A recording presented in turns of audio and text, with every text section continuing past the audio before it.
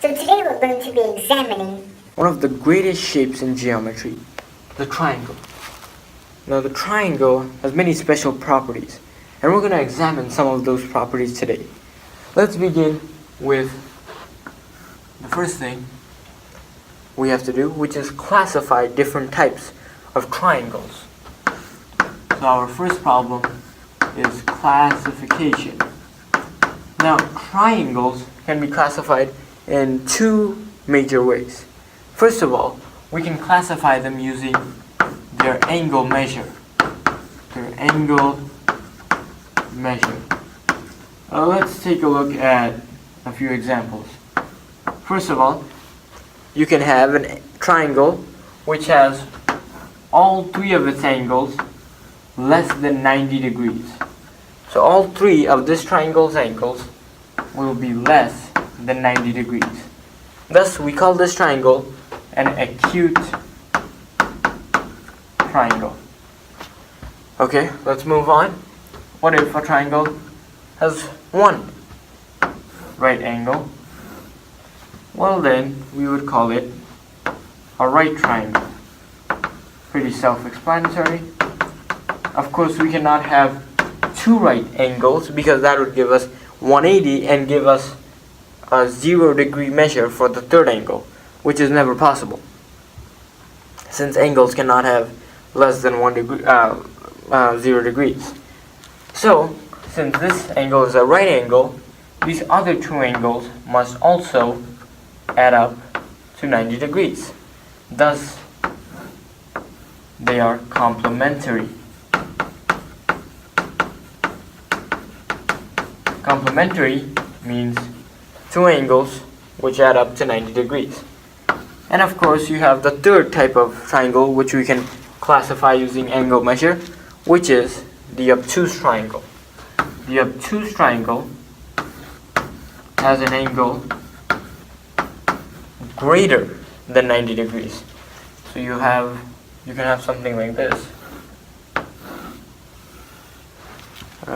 So this would be an example of an obtuse triangle where this angle right over here, let's call it theta, this angle theta right over here would have a measurement greater than 90 degrees but still less than 180. Alright, so we've classified triangles using angle measure, but we can also classify triangles using the length of their sides. Let's take a look. Okay, no need to slide it up. Okay, let's take a look on this side. Side lengths. Now, if we have a triangle which has three sides all equal, we have an equilateral triangle. An equilateral triangle. The keyword being equally.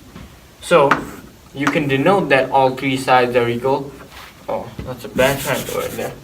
You can denote all three sides are equal by using these line marks showing that all three of these side lengths are congruent. Now, second type of triangle we can classify using its sides is an isosceles triangle. Isosceles. In an equilateral triangle, we have three sides, all of them being equal. In an isosceles triangle, we have two sides, both of which are equal, and the third side unequal to the rest, so we designate it with a two-line mark instead of a one-line mark. So an isosceles triangle has two equal sides. And of course, as you've guessed, the last type of triangle, the scalene triangle, has only one side equal to itself, meaning all three of its sides have different lengths. So we can denote the first side by using one line mark, the second side using two, and the third side using three, showing that none of the sides are equal to each other. Now, another interesting fact with dealing with triangles is that, for example, we have this equilateral triangle here. Now, what's interesting is that not only are the sides of the equilateral triangle equal, but so are its angles. And that's what's important. See, this angle is 60 degrees, this angle is 60 degrees, and just to add up to 180, this angle is also 60 degrees. What does this mean? Why are both the sides and angles equal? Well, see, when we have a triangle, we have this triangle right over here, triangle ABC.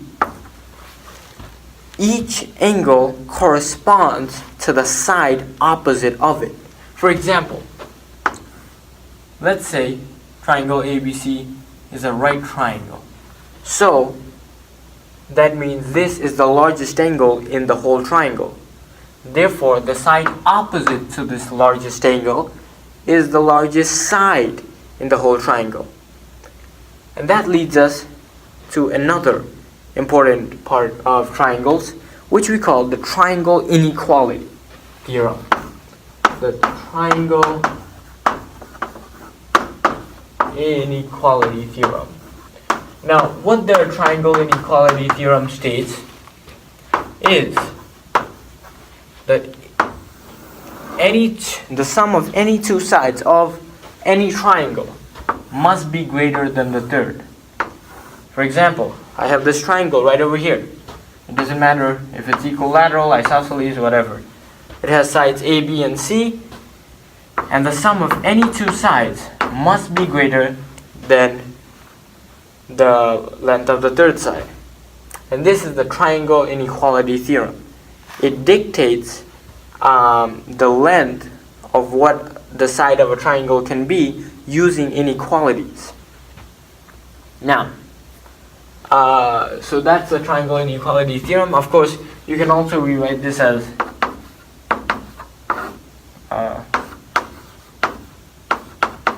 so that shows you that the measure of side A must be greater than the difference between these two sides. So there are a lot of relationships which stem from the triangle inequality theorem, but basically what it does is it dictates what the length of a triangle's sides can be using an inequality. Now, let's take a look at this was the second one. Okay, let's take a look at the various lengths which can occur in a triangle, shall we? Now, what do I mean by lengths? Well, a triangle can be divided into many interesting shapes which have their own properties. And we're going to examine some of those shapes and figures when we take a look at triangle lengths. Triangle lengths. Now, triangle lengths. What do I mean by triangle lengths? Well, let me give you one example and you'll figure it out. One type of line that can occur in a triangle is called the median. The median. Now, if you've seen any statistics course or even heard of the word median, you know that it means the middle of some set of values or some line or some figure. And that's exactly what it means in geometry. So if we have a triangle right over here, the median of this triangle, now when I say median, I don't mean just one median. There are three medians in a triangle, one for each of its vertex or vertices, whatever. Why? Well, a median is a line which starts from a vertex of this triangle and stretches out to the midpoint of the opposite side, meaning that the length of this side and the length of this side is not congruent. Now, let's draw another median from this vertex. This second median, I have very bad drawing skills, as you can clearly see, but this second median Oh god, this is a bad drawing. Let's draw the triangle once again. You're going to start from the vertex, go out to the midpoint of the opposite side, start from vertex, do the same thing over and over, and finally you see that all the medians actually intersect at a single point. And this point is the point of concurrency. The point of concurrency. Meaning, this is where two or more of the lines meet at a single point. Now, the point of concurrency for the median is called the centroid. The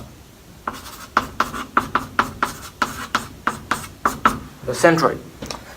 And the centroid actually has some very interesting properties. Let's take a look at a zoomed in version of this triangle, shall we? Now, what happens when we draw all the medians is that their intersection actually creates a ratio. For example, let's first name this triangle ABC, D, E, F. Now, the vertex from which the median stems from stretches out from A to the center.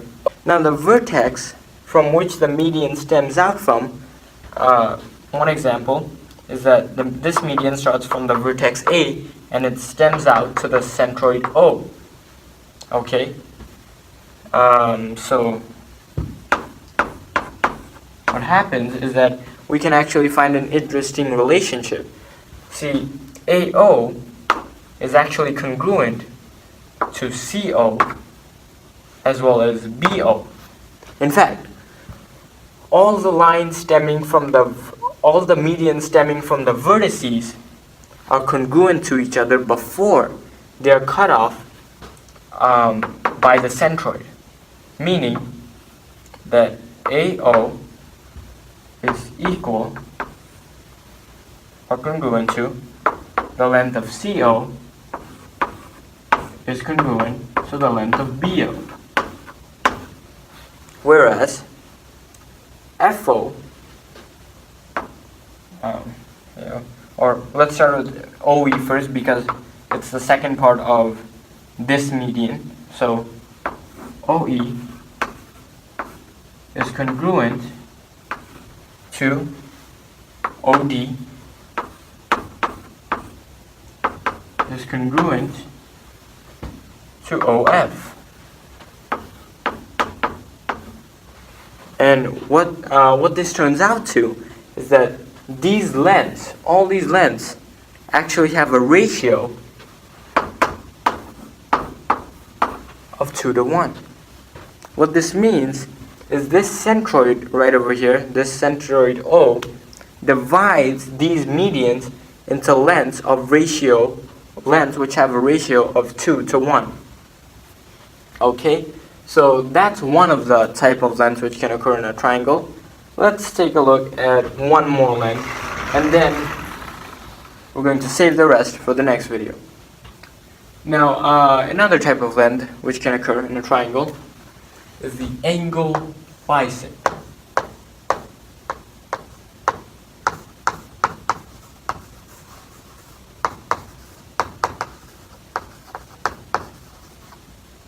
The angle bisector. Now, the angle bisector does exactly what it sounds like. You have an angle right here. Let's call this angle BOC. To bisect this angle means to divide it in half.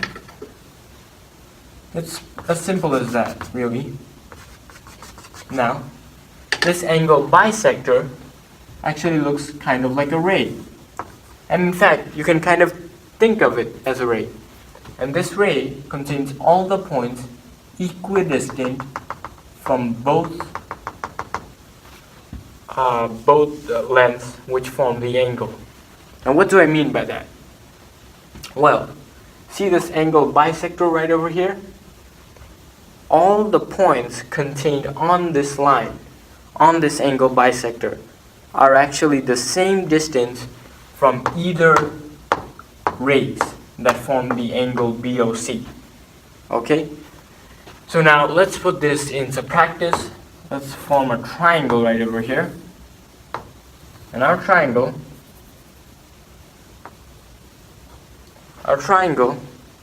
is going to have 3 angles, as all triangles, and it's going to have 3 angle bisectors.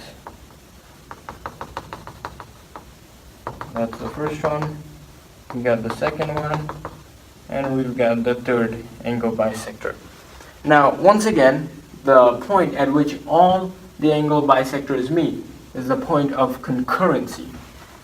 The point of concurrency for angle bisectors. I'm just going to write POC for now. So this is the point of concurrency, meaning this is where all the lines, all the angle bisectors meet. Now, what's interesting is that this point is actually the exact center of the circle, meaning that this length over here is equal to this length over here, is equal to this length over here, which means that this center is actually the same distance from every vertex of this triangle. Thus, it is the center of the triangle. Now, what do we know about points which are equidistant from a single location? Well, we can form a circle out of that. Because these points are all the same distance